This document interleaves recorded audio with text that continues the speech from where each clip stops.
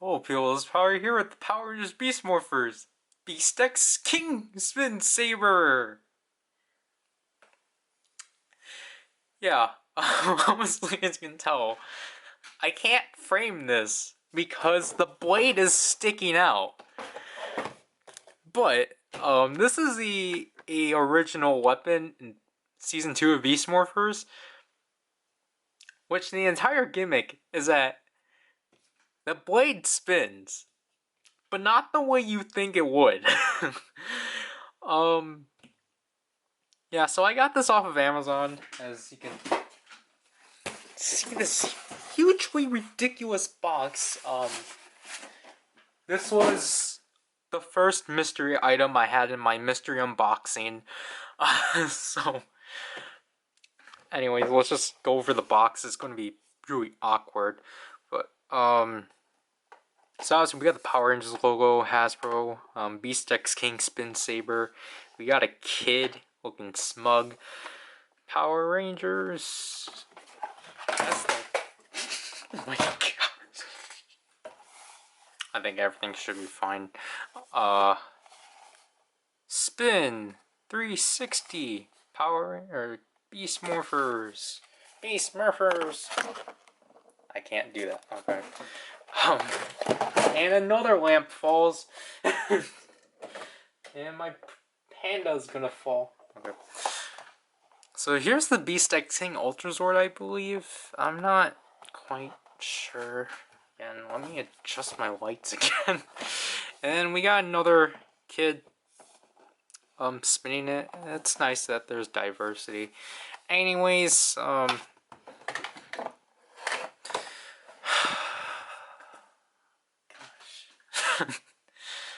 So here we are with the Beast X King Spin Saber.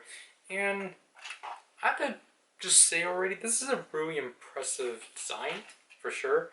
Obviously it stands out a lot from, like, obviously the stuff that, like, Go Busters originally had, which is the thing I kind of don't really like about Beast Morphers' original weapons, is that most of their stuff were more animalistic, but obviously, like, Go Busters was more technological.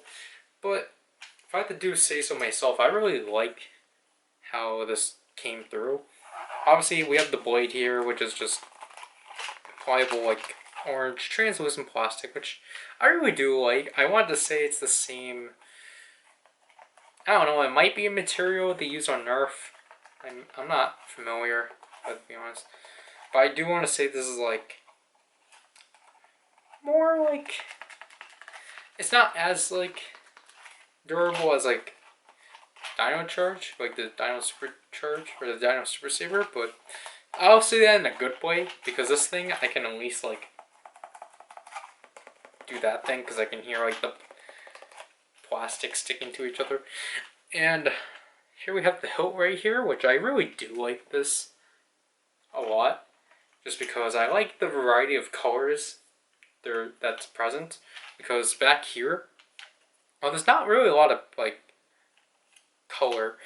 I do like the orange hilt. It reminds me a lot of Ghost. And then obviously we got the gray. I don't know what you call this. This is essentially where the blade is. And then we got orange paint here, which is pretty neat. I like that. And we got an orange line, like so. I guess if I had to say so, like, it's actually really nice to have an original weapon that actually has all of its colors, or the majority of its colors, because that's the thing I felt like was lacking with like Bandai America. Obviously, the paint like on their original stuff was just not there. Like especially with the Dino Super Drive Saber, it was missing like a gold trim that, which just makes it like stand out so much. And then we got more orange paint on the handle right here, which is neat. We got a button for later. And then obviously we got the lion right here. I apologize for the lights. I can't bring my lights from my review station over because there's no outlet. So we're just gonna deal with the lights that are over above us. This is the same like blue that's like present on all Beast X King stuff. Obviously because it's trying to represent the colors of that. And I'll show this off when we press the button. We get the lion mane, which is pretty neat. We get more blue paint within the mane, and there's nothing in the back, and just simply fold them in. I apologize you can't really see this, but there is, the eyes are indeed red. I can't see it in my viewfinder, but yeah, the eyes are indeed there. And yeah, that's basically it for this sword. And for a quick comparison, here's last year's Beast X King Saber. Beast X Saber. Obviously, this toy is in a different caliber because I think initially this sold for $30, but I actually got it for like $5 off because it got put on sale right away. So this is gonna be difficult for me to frame because this thing, if you're gonna tell, is actually bigger. So hilt to hilt, the blade is slightly longer, which if I just be honest, this size is a lot better in my opinion. I feel like this is a pretty decent size, but I feel like it's too big for the weapon it's trying to be, because honestly this thing is supposed to be just like a simple like dagger-esque weapon, but I don't know why Hasbro decided to make this a sword. Like, it's an impressive sword length, but it's supposed to be like a dagger underhand thing. It's not supposed to be like this huge mighty sword. So, and it can't transform. So, again, and then with the hilt out, there's no difference. Yeah, that's basically it. And obviously, the plastic here is obviously a lot sturdier because it is, like, again, $10 more. Although, the issue, as I stated before, is that this gets bent. I bent to this right away because I smacked the chair. Well, this thing, I've been hitting a bunch of stuff, but it's still in shape. So, this is going to be difficult to show off, but I will, change perspective, and I will show the gimmick off like so. So obviously, if you couldn't tell already, this thing does not have sounds. It doesn't have lights or sounds. So you might be, wondering, like, oh, what the heck is the gimmick of this thing then?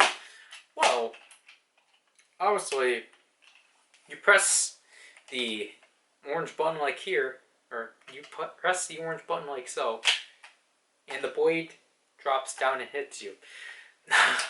So basically, you're supposed to do it in the perspective of, like, in front of you. So you press the orange button, and the blade stays. Okay, so I guess I'll do it this way. So you press the orange button like so, and then the blade will drop. And obviously, implied by the name, all you do now is spin it. So I'm going to do it from this perspective just because, just to show it from like a frontal view, like your frontal view, not mine. So so you spin it. It's kind of difficult trying to figure out which way to spin it. You probably want to be slow with it, and obviously you want to keep pressing the button. You want to hold the button because there's a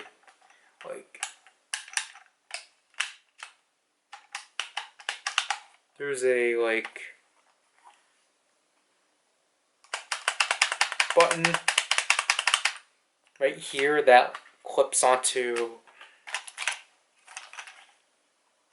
like this part of the blade, like so.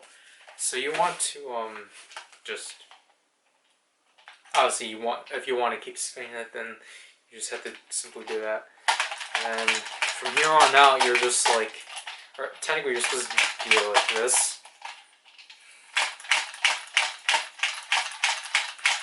And then this is literally the entire gimmick. It's just you standing there while spinning this thing. And it's like one of the most fun things I've done.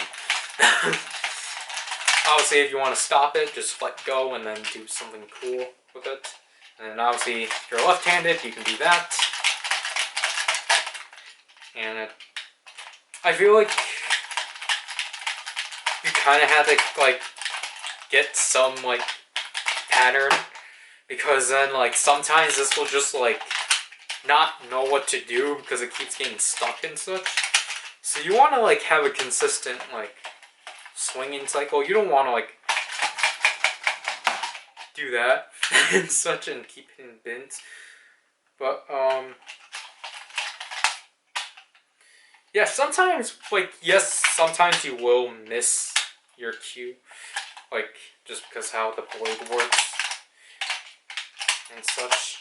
But I want to talk about how exactly this swings, because obviously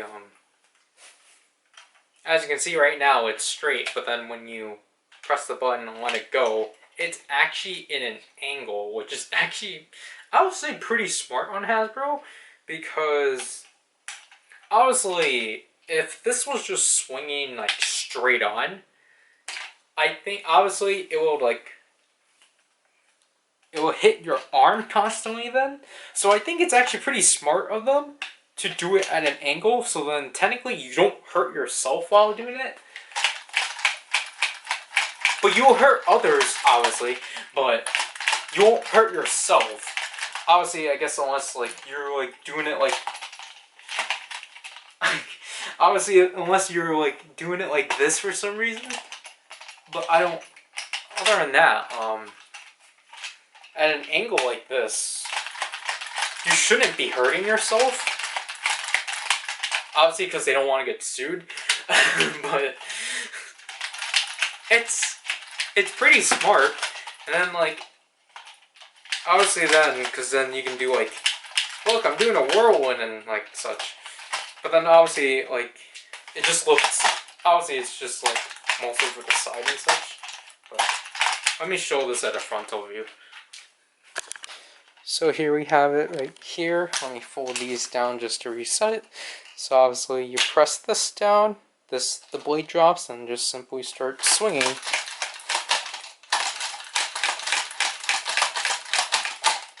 Yeah, see, I feel like that's sometimes the issue, is that like, I think sometimes you might be swinging too fast that like this thing can't like, that like the button here starts to catch this and it just stops. So you probably want to do it slowly. And most likely you want to go backwards, so you want to go from like clockwise instead of counterclockwise.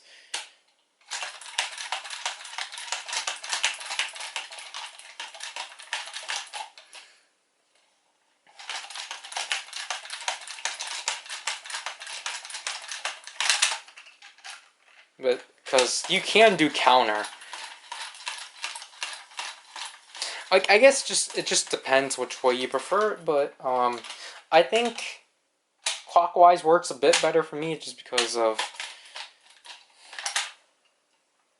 how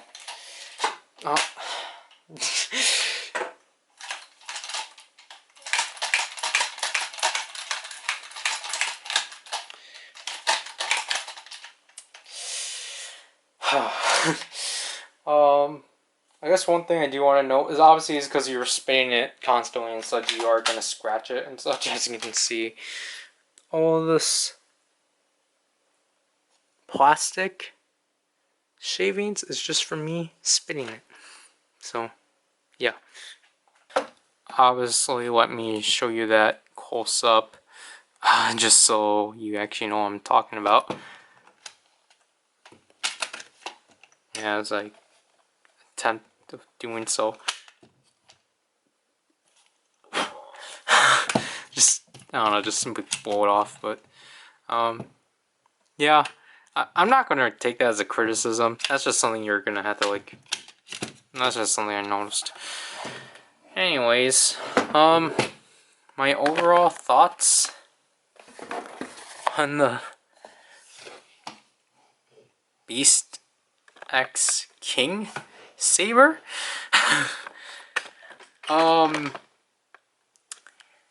It's a pretty fun dumb toy. it's a dumb fun toy for sure.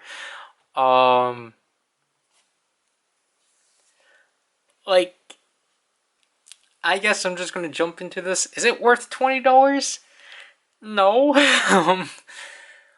But I think it's like a decent price at least, because you have to keep in mind the Beast-X Saber.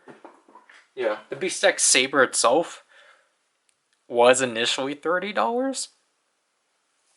So basically it takes, so basically like getting rid of the lights, or like the lights and sounds and such, I can see the why it could like drop down on costs and such.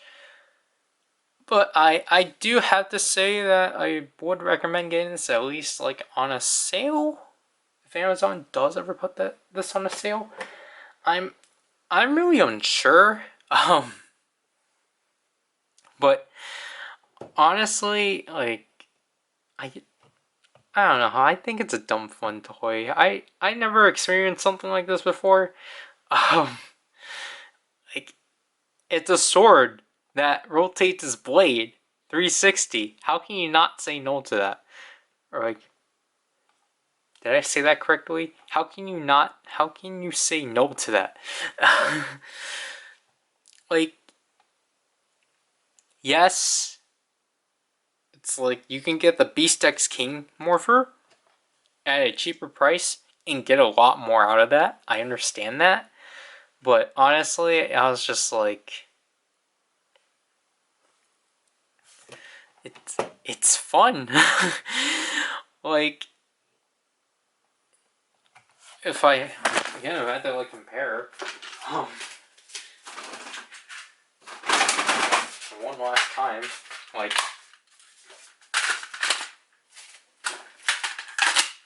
it's like, here's the Pro Rice Hopper blade, and it's like, obviously it's longer, but then the thing is that like, these two weapons are like $20 each. Like, this is $40 altogether just to create this entire length. And yes, you get sounds out of it and such, but honestly, it's just like,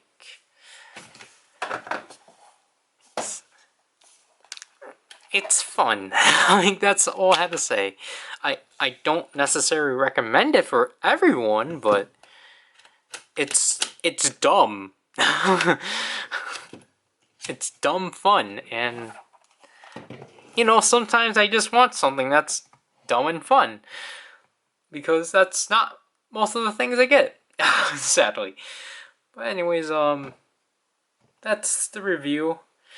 I don't have anything else, because really all I have left of Beast Morphers is the Beast-X King mode for red, the 3 Beast Bot armors, and I think that's going to be it. Unless we do get a wave 6, but that's getting really shaky. But anyways, all I have to do with this review again, this is PowerRider, and I'll leave you people. Bye.